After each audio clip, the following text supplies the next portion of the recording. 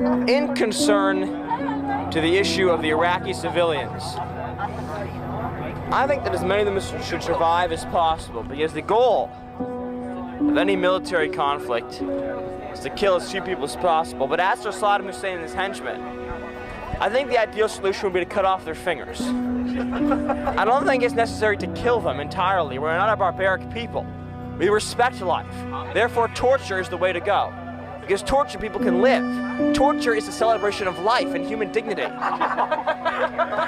We need to remember that as we enter these very dark and dangerous times in the next century. And I only hope that many of my peers and people who will be leading this country will appreciate the value and respect that torture shows towards other cultures. I was talking to my doctor the other day, and I said to him, well, you know, I'm 17, I'm pretty sexy. Everything's going the way I want it to. You know, I play good tennis, but something's just not going right. My hair is just receding. I look like I'm 35, and a balding 35-year-old at that. Thank you, Jonas. And he said, well, how much sleep are you getting? And I said, excuse me, what's sleep? Apparently, you're supposed to go to bed at nighttime. Usually, I sit in my room like this. Ha! Ha! Ha! Ha!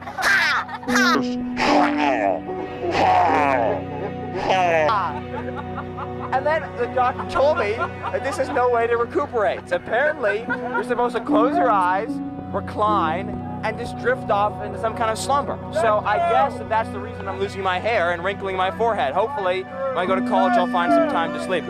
As that question's been finished, I'd like to do a little number. This one comes from Engelbert Humperdinck. Tonight, I cling to nothing but the feelings in my soul. My heart overflows with emotions I just can't control. The someone you are gone to, but tonight I just can't tell right from wrong. All I ask is one night till the morning sunlight. Baby, I want you here, and baby, let me be yours until tomorrow. Let me be yours until tomorrow. Let me be yours until tomorrow. Okay, this one is actually freaky, so stick until the end. We start with this guy. Remember him? This is Richard Spencer. He briefly became the most famous neo-Nazi in America after Trump's first election with this speech. Hail Trump! Hail our people! Hail victory! This is when neo-Nazis were starting to rebrand as alt-right, but as you can see, they were still super mask off. If you don't know, Hail Victory is English for Sieg Heil. Anyway, listen closely to this part of the speech. To be white is to be a striver, a crusader, an explorer, and a conqueror. We build, we produce, we go upward. And that is a regular neo-Nazi talking point that you hear often these days, that white people build, create, invent things, that they're the source of civilization or whatever. Keep that in the back of your mind, but enough of Richard Spencer for now. Because this rotten hard-boiled egg is Stephen Miller. He's one of the only high-level White House staffers that stayed with Trump after his first term. And he's Trump's main immigration advisor, the architect of Trump's immigration policy. And even though he comes from a Jewish family, his own family members say that guy totally would have been an SS officer back in the day. Anyway, this is a section of his speech at the Charlie Kirk Memorial. Our lineage and our legacy hails back to Athens, to Rome, to Philadelphia, to Monticello. Our ancestors built the cities. They produced the art and architecture. They built the industry. Erica stands on the shoulders of thousands of years of warriors, of women who raised up families, raised up city, raised up industry, raised up civilization, who pulled us out of the caves and the darkness into the light. The light will defeat the dark.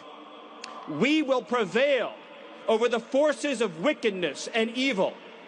They cannot imagine what they have awakened. They cannot conceive of the army that they have arisen in all of us. Because we stand for what is good, what is virtuous, what is noble. And to those trying to incite violence against us, those trying to foment hatred against us, what do you have? You have nothing. You are nothing. You are wickedness, you are jealousy, you are envy, you are hatred. You are nothing. You can build nothing. You can produce nothing. You can create nothing.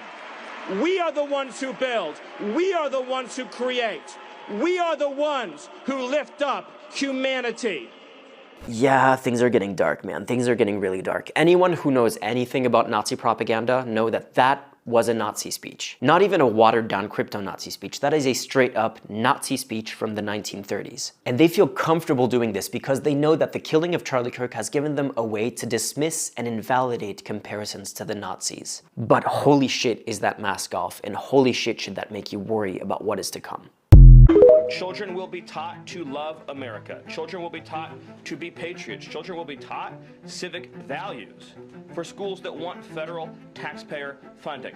So as we close the Department of Education and we provide funding to states, we are going to make sure that these funds are not being used to promote communist ideology.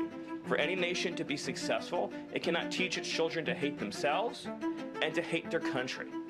So these are a few of the areas in which President Trump has fought the cancerous, communist, woke culture that was destroying this country, where we were led to believe that men were women, that women were men, that racial discrimination was good, that merit was bad, and that safety and physical security mattered less than the feelings of liberal ideologues.